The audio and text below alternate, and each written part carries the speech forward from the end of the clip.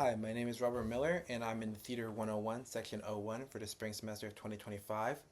I saw the Saturday, March 1st, 8 p.m. performance of As You Like It, staying for both acts. In completing this project, I did not engage in any unauthorized collaboration. This rendition of As You Like It was humorous, whimsical, and communal. Humor and amusement was portrayed through song and dance, but also through the blocking and actions of actors. The scene in the forest with all its colors, the lanterns from above, and its fairy tale lights created a whimsical atmosphere that was enhanced by the use of natural elements and colors in costume design.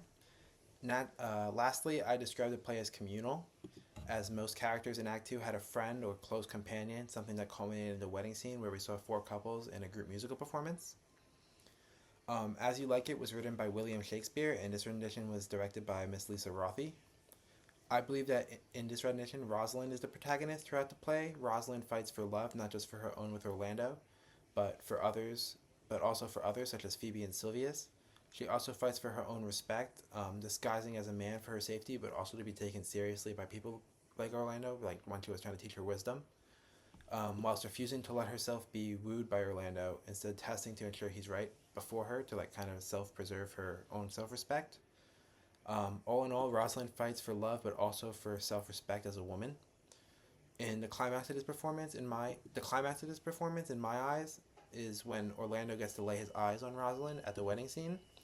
As she walks from the platform down the steps, throughout the whole of the play, Orlando is longing to see and have his Rosalind, and this is the scene where it finally happens. So it's the fulfillment of the love story that we were looking to see since the beginning of Act One when they met. Um, the setting of the office versus the forest communicated to me the message of conformity versus freedom.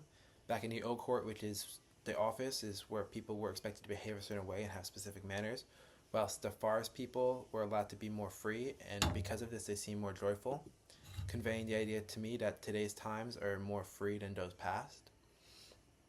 I think the casting of this couple of Touchstone and Audrey as same-sex actors further portrays the idea that in the new court things are more free, and things that were not acceptable in the old world or the old court where restrictions were, can now be considered normal. Um, the name of the director of this rendition is Lisa Rothy, and his performance is a proscenium stage. Um, in terms of casting, I would say that everyone was well suited to their roles. I believe that together they were a true ensemble. I don't believe that race was an important significance in casting. I believe that sex was more important aspect of casting, namely the relationship between Touchstone and Audrey being same sex, as I mentioned. The difference between it kind of shows like the difference between the old and new court, kind of like how things are more tolerable.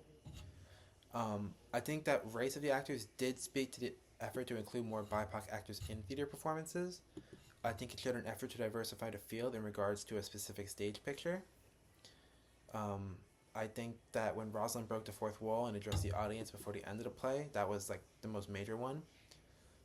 In that scene, all of the actors broke the fourth wall as they spanned the stage from left to right, but it was Rosalind who came down stage from the center and addressed the audience. I think that it made the moment more effective as it kind of felt like the play was on pause, but Rosalind, like, it kind of put more emphasis on her message that she had to say. Um, one actor's work that I appreciated was Mila Dorhis, who played Charles the Wrestler in Act 1 and Jaquise in Act 2. I think that he embodied a humorous character throughout the play.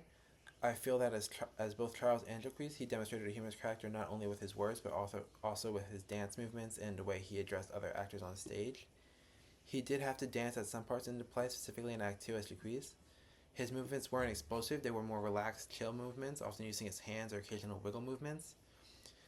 In differentiating between characters, I didn't observe a difference in the voices, but I think whilst playing Charles, his tone was more cocky, while as Jaquise, his tone became more friendly, even though there was some hostility portrayed, such as that between him and Orlando. I found his timing to be on point as he seemed well prepared like all the others in the play. I think he worked well with others on stage. There were scenes where it would just be him or two other people or someone else, and I think that those plays worked well into keeping the play humorous and entertaining. And I think he embodied both characters well, and I think he was truthful to both characters, especially in his portrayal of Charles the Wrestler, who would have been just as proud and showboatish as Dorothy was inside Scene 1 and Act 1. Um, One specific acting moment that I appreciated was in Act 1 when Orlando was given the necklace by Rosalind, which then left him speechless. I think that Nick Parker, the actor who played Orlando, was working to really capture the giddiness felt when you first meet someone you love. The way he used his voice was by not using it. By doing so, it kind of sent the message that he was starstruck for Rosalind. In terms of the use of his body, Parker didn't move much in that moment, only using nervous smiles and expressions to portray his character's mood. My reaction to his performance there was that it felt relatable and that it humanized Orlando's character from being designed like character in a play to being more human. A second acting moment that I appreciated from Parker was in Act 2 when he was writing another one of his poems to stick on a tree while kicking his feet like on the ground. Here too, he managed to capture the giddiness felt because of his love. Again, he was working to capture the love-struck character of Orlando, and my reaction is that it felt relatable, understandable, and amusing to watch. The way he did it wasn't overdone. The pace at which he kicked his feet, I think, was good for trying to express the mood of the scene. The scenic designer Laura Hawkes, she designed a set alongside her assistant Sean Peng. The color palette in Act 1 was more so shades than colors. It wasn't until Act 2 that there was a more natural inspired color palette with more browns, greens, and other colors that can be seen in nature. The overall feeling of the atmosphere of set 2 was whimsical, whilst in Act 1 it was more corporate. I think the set was complex in Act 2, as they brought on stage the bridge platform, numerous trees on the ground and standing, and even the stick figure at the end. Act 1 was equally impressive with the set. I think the tinted windows that allowed like a look into the background to see the work that was still happening by actors kind of like was impressive to like really immerse us in the play. In terms of important shapes, I would say that maybe the blobs on the trees, like the colorful looking things on the trees, could be a repeated shape.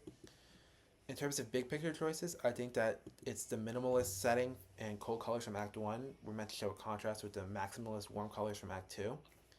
One specific design choice from the set designer I'd like to talk about is the lanterns that came down the ceiling around the wedding scene in Act 2. They had like an irregular formation with some being higher and others being lower. They also had a soft, colorful glow, which, like, with their being like tinted, kind of created a nice whimsical atmosphere and a calming presence, and made the space feel more inviting. I think the designer made the color choices and height choices for the lanterns to enhance the whimsical feeling of Act 2. And I think having them hang from the ceiling instead of the ground kind of contributed to the atmosphere being more fairy tale like.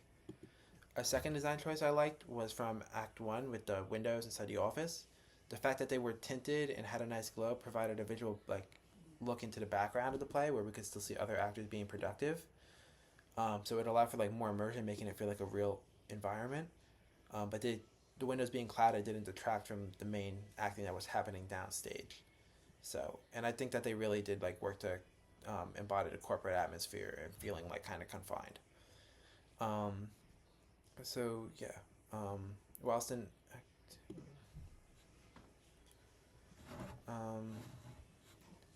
something that is a credit to the director, I think. Oh, I'm sorry. I think the artist wanted the audience to think about the contrast between freedom of the new court and the restriction of the old, how one system was rigid whilst the other was expressive.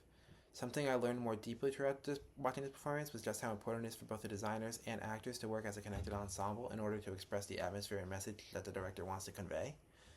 I saw that in order for there to be like a truly immersive feeling in the play, that design elements such as set, lighting, costume, and sound need to work together to create and articulate the mood that the play wants to go for. Thank you for watching.